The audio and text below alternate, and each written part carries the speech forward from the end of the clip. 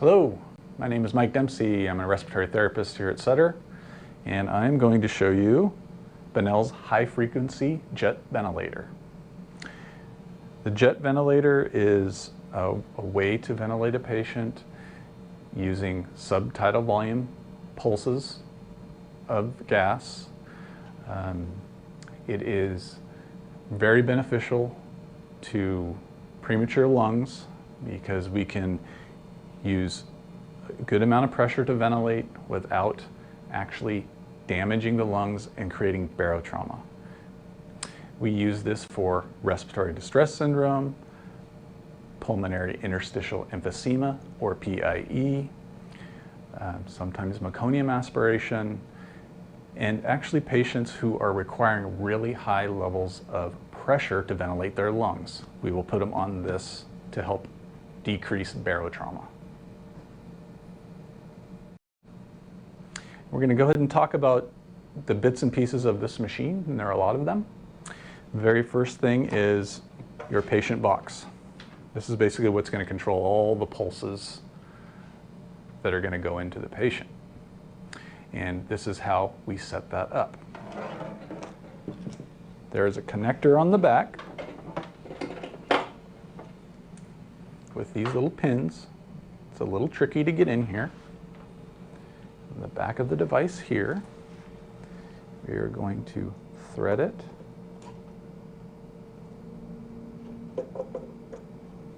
and luer lock it in. Now it's attached. Next, we will get our vent circuit. Here is your cassette piece here. This is a little bit intimidating, but once you do it a few times, it's not that bad. It actually goes like so.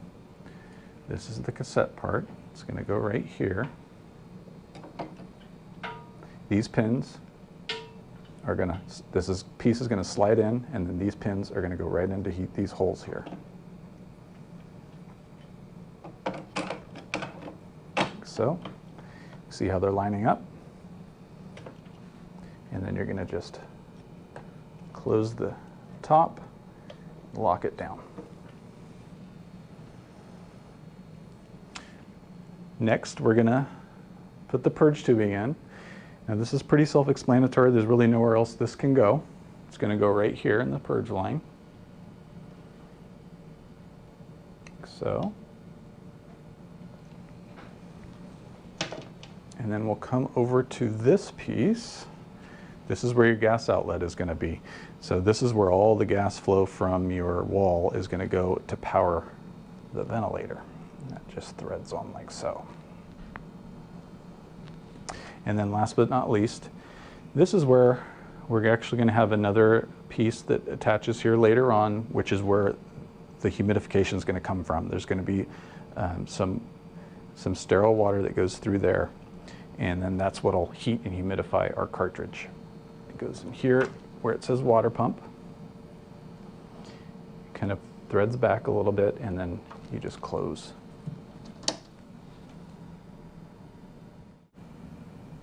Next is the setup for the patient box. So we have our line here coming from the cassette. We are going to, and this kind of goes one way too, but it should be pretty self-explanatory. On here you can see there's arrows pointing to the patient this way, which would be like that. This little piece here is where there's actually going to be interrupting occurring, which is creating the pulses. And that is going to go right in here. There is a pinch valve there. By depressing that, and this is kind of how the ventilator works. And it usually is going 400 times plus a minute. To get that in there, you just pull through here, press down, and slide it in there. And you can see now the pinch valve is secured there. Next is the other side of the purge line, which goes there. Now, That is your patient box setup. This piece here will actually go to the ET tube adapter, which will deliver the breaths to the patient. Next, we're going to actually connect it to the ET tube adapter. One of the things about the jet that is very important, you have to have a specific ET tube adapter to utilize this machine. They look like this. They come in 2.5 up to 4.5. This is what our adapter looks like out of the box.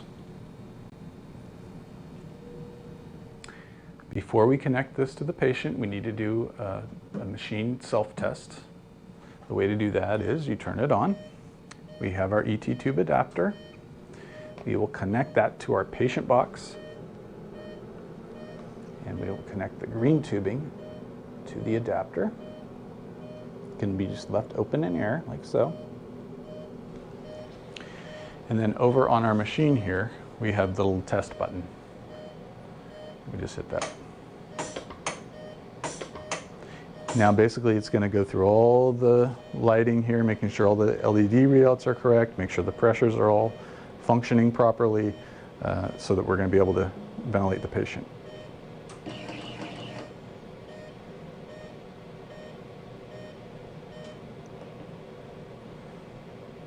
It's ready to go. This is how we would put it on the patient. The patient is intubated. We would remove the ET tube adapter. This part can be very, very stressful. This piece will go in, so. This part will attach to the patient box. And then this is where our line will go that creates all the pulses.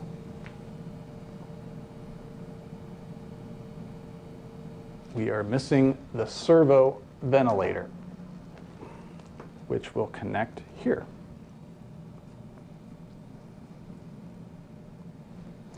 And the reason for that is our conventional vent will give us PEEP, which the jet does not do. This will create PEEP for us. This will also give us a side breath to help prevent atelectasis, usually on a very low rate, anywhere from 3 to 10. And it will also give us some fresh gas, provide a little bit of bias flow to the patient. Right, we have our patient on our jet ventilator. See all the little bronchioles moving, all the air going in and out. It's kind of a little vibration. And we're going to talk about the settings on our jet ventilator. It's basically pressure, PEEP, and rate. Just really, really small volumes, very high rate. It's very simple. We have pressure, you have your PEEP, and you have your rate. On this ventilator, we're going to set our PIPs here. We're going to read them out here. We're going to set our rate here, inspiratory time here. And then what this is giving us is all of our monitoring, and our monitoring is coming from our ET tube adapter. That's why we need this adapter, is so that we can actually monitor right here what the pressures are. It's going to tell you everything we need right here.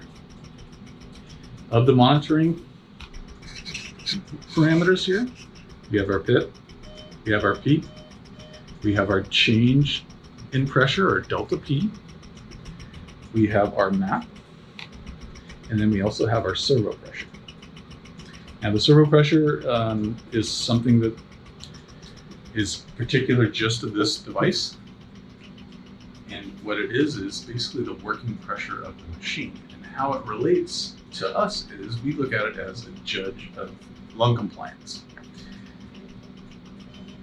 There's no particular value that a certain patient should have with their servo pressure on the ventilator. The doctor is not going to say, I want this specific servo pressure. It's just dependent on the patient, how compliant or non-compliant their lungs are, and actually the size of the patient. How that works is the more area being ventilated, the higher the machine has to work to do that, the higher the servo pressure will be. As that changes, goes up or down, will tell us about the lung complaints. If your servo pressure is, say, at 3.5, and over a course of your 12-hour day, now it's 4, and you notice the chest vibration is better, that means the lungs are more compliant now, and you might be able to turn that down. The other end, let's say your servo pressure is 3.4, and as your shift goes along now, it's down to 2. You notice the chest is not moving the same way. What do you do? Well, number one would be suction the airway, make sure the airway is in the right place, and then you're going to decide, okay, do we have a change in our lung compliance for something else? Do we have to go up on our vent settings now? So servo pressure is super important. It's something we watch all day long. We always keep track of what that number is, and we're kind of trending it as the patient hopefully gets better during the shift. Some other considerations about the settings. For your oxygenation, you're going to set the PEEP on your servo to get whatever the doctor has ordered here. And the jet does not have its own blender, so it has to be, the gas source has to be from the blender. Otherwise, you'll be giving the patient 100% FiO2, and we don't want to do that on our extreme premature babies. So you will set it here, and then that way you have control over what kind of FiO2 you're going to deliver through the jet. Most of the volume to the patient and the flow to the patient is coming from the jet, so if you're going to need to increase your FiO2 in an emergency, you want to go there first. The other thing you want to make sure of is you have your servo ventilator, which has its own oxygen system inside of it, set the same as your blender, so you're giving the same amount of FiO2. You don't want one on 21% and one on 100%, because then you're going to not have the right FiO2 that you desire. So Mike, as the nurse, what am I allowed to touch? Well, definitely the FiO2. You will change it here, and then also on your ventilator. And then the other thing is, let's say your patient is having desaturation, you've turned up your FiO2, it looks like they just need a little bit more. What you can do is actually give some manual start breaths with your ventilator. Maybe 20 per minute, which will give some extra kind of volume to help them recover. Mike, what do I do if my patient becomes disconnected? Well, try to reconnect it where you see the disconnection. If that is ineffective, start bagging the patient, get the RT in the room as soon as possible. The two main areas where the disconnections will occur. Here, simply reconnect it, and then sometimes the ET tube adapter will just slide right off the end of the ET tube like this. You just push it right back in. If your patient is decompensating and you need to use the bag, this is where you would do it. You would just simply take the servo ventilator off, attach it right here. One of the last things we need to do with our jet, and it's a safety precaution to make sure that we're delivering the correct FiO2, is set up our oxygen analyzer. Now over here on the back of our machine, you'll see there's a port that says oxygen sensor. There'll be a little bit of flow coming through here so that we can connect our oxygen analyzer. The reason for that is you want to make sure that this will alert you if something becomes disconnected or your blender is not set where you want it to be. It just ensures you're delivering the proper FiO2. One more safety precaution for the jet ventilator. When you are repositioning a patient, particularly turning their head from one side to the other, you want to make sure that you have a respiratory therapist there and a nurse, at least 2 people. There's a lot of connections, a lot of torquing can occur. There's little teeny tiny ET tubes you're using. The whole goal is to make sure that we're safe and the tube does not come out. That covers our jet ventilator. Thank you very much. If you have any questions or concerns, please contact the pulmonary clinical educators, NICU or PICU. Thanks very much.